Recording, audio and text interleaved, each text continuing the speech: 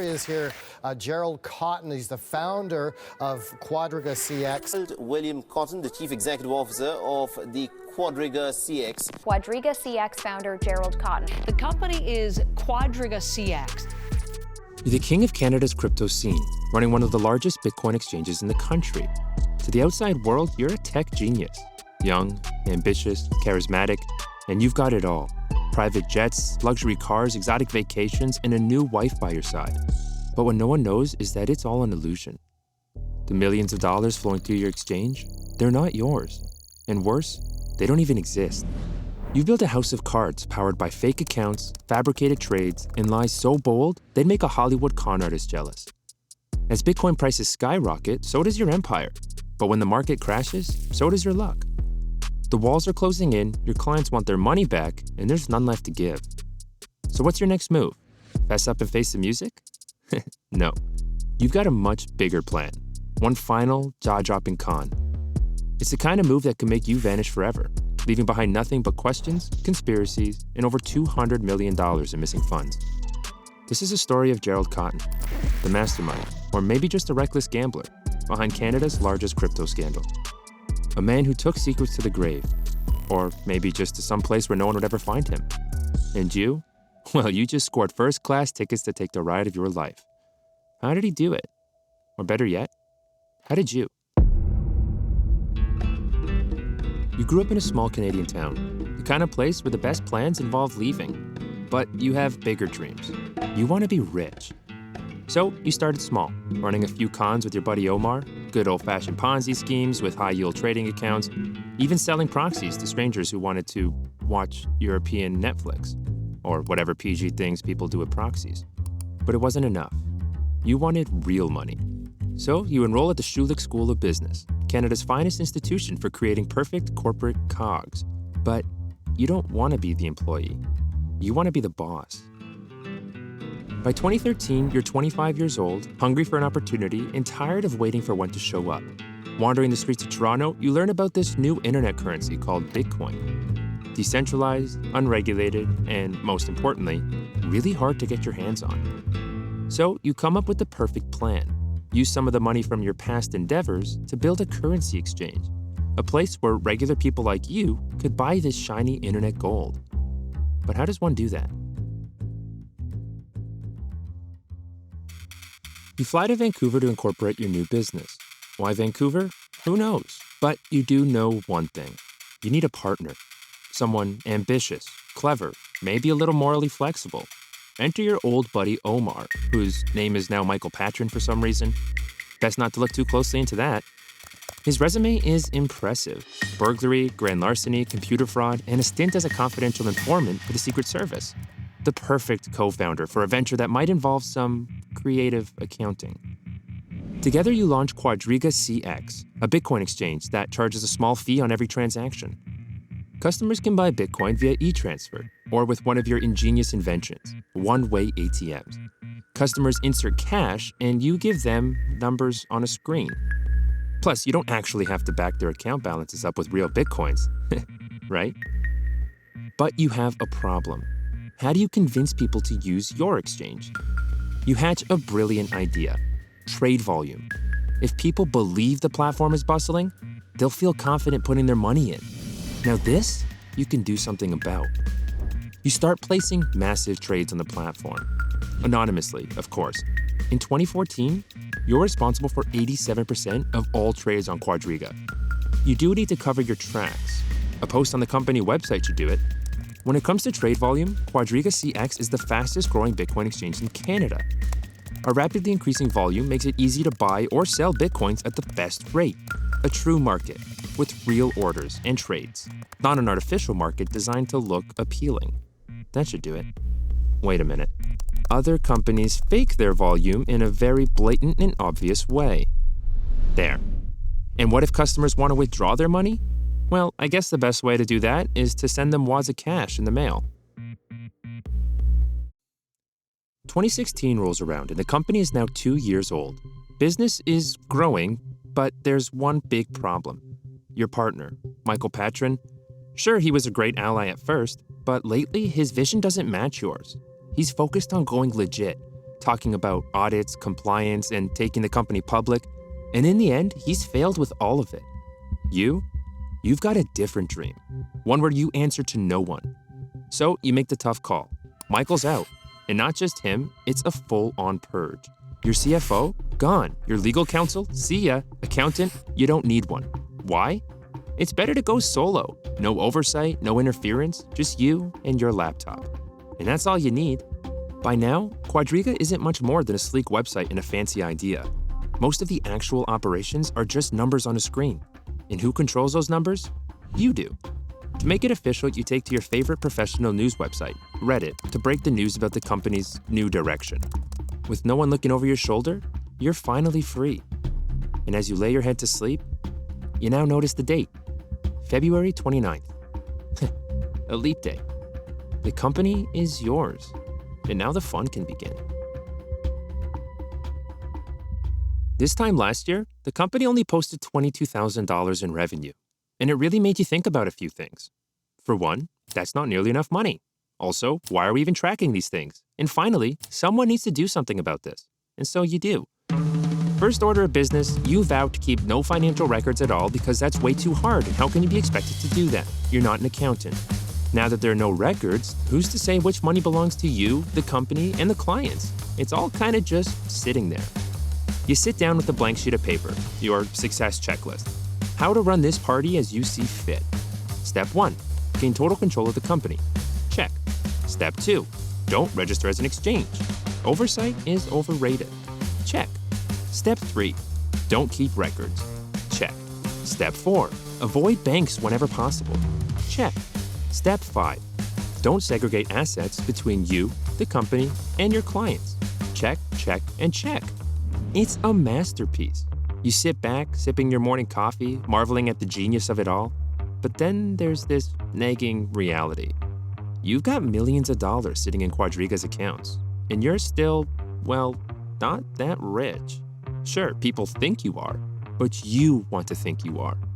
And that is going to require a bit more creativity. The blockchain. It's the heart of cryptocurrency and the reason why people trust it. Think of it like an unbreakable, transparent notebook. Every transaction is recorded for the world to see, a perfect ledger that anyone can audit. No names, just wallet addresses and amounts. This transparency makes it incredibly hard for anyone to move stolen funds without leaving a trail. But here's the thing. That's only true if you're playing by the rules. Lucky for you, your company operates a little differently. See, when a customer buys a Bitcoin on your platform, they're not actually receiving a Bitcoin in their digital wallets.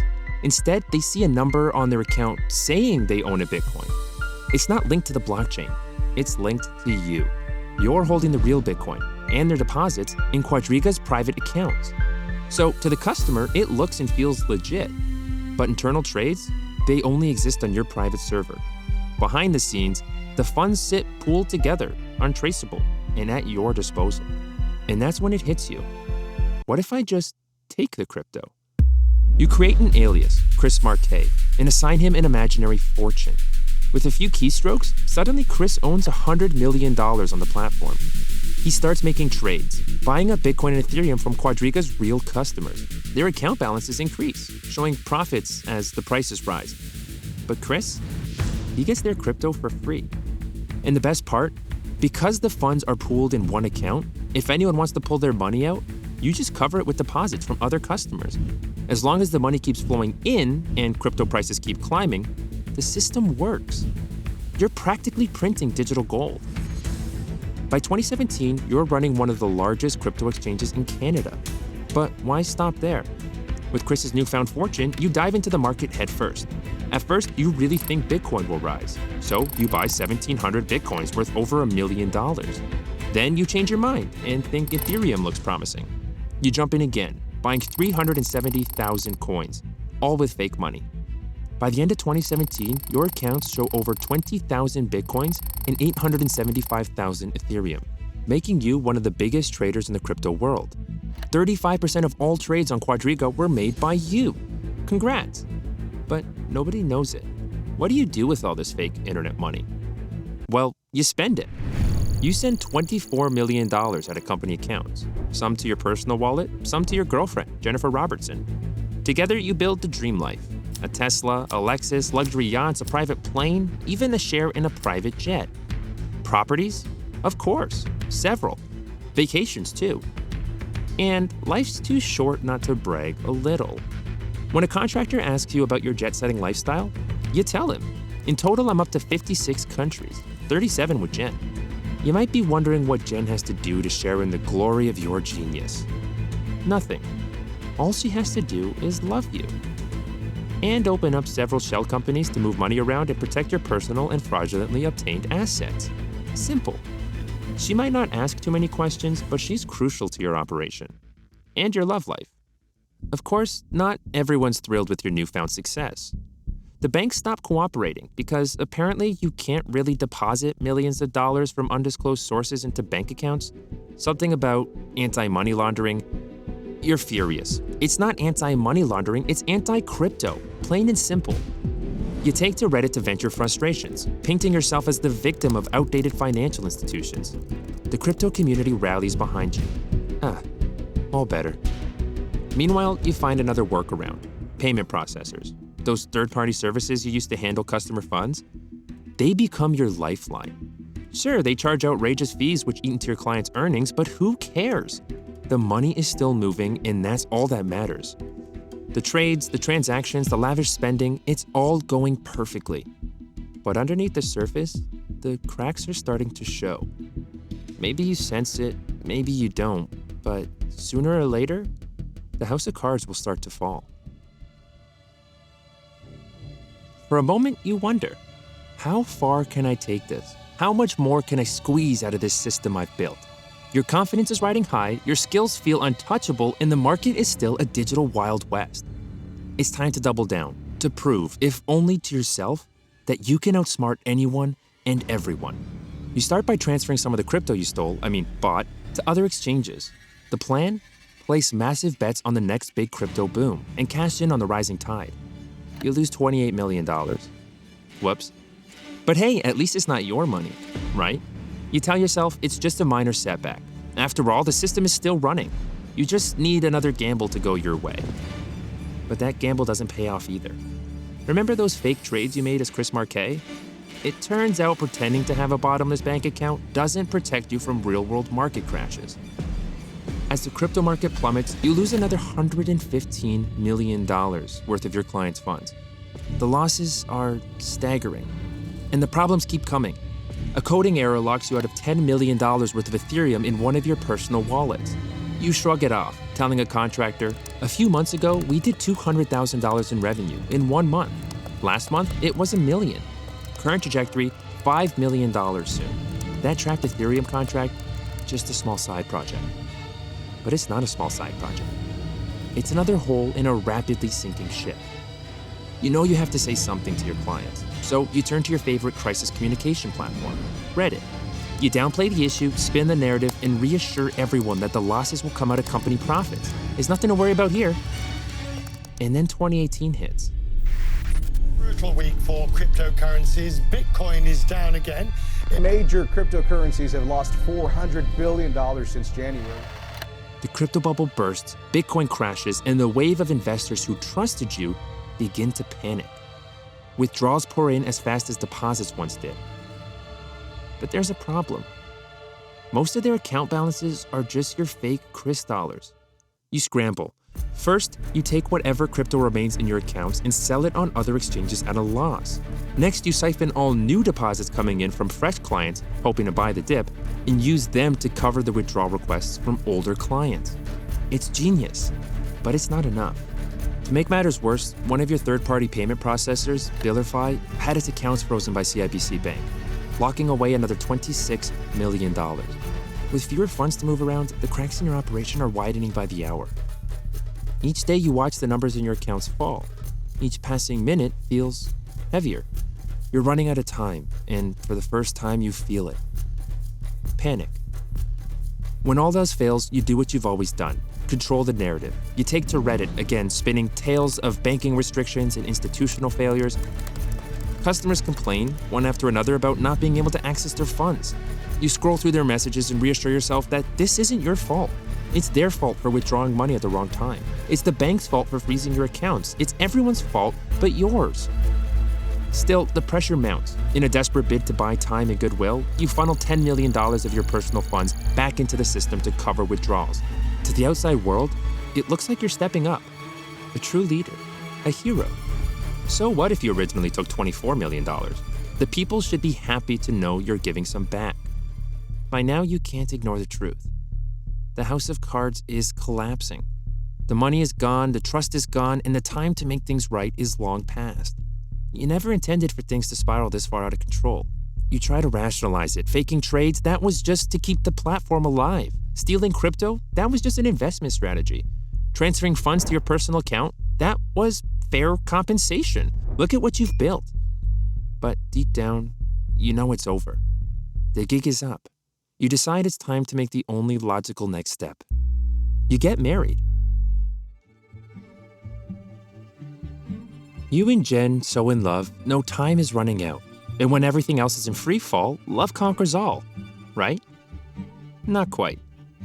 October 8th, 2018 is the happiest day of your life. The world is falling apart around you, and you just got married to the girl of your dreams. Barely a month later, you're on a plane to India for your honeymoon. But this isn't just a romantic getaway. It's your grand finale. Before you leave, there are details to handle first. First, you draft a will. Jen gets it all. The properties, the assets, even a $100,000 trust for your beloved chihuahuas. It's the kind of move that screams responsible husband, but whispers contingency plan.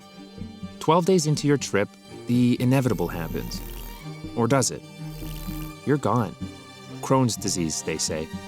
A death certificate is issued, your body is embalmed, and Jen returns to Canada with your ashes. At first, it looks like a tragedy, but the timing, too perfect.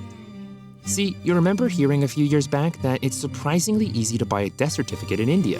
Who knew?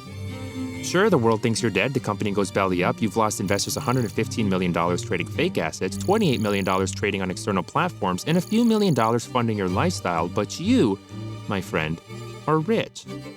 Or at least you were rich. No one knows how much money you actually took.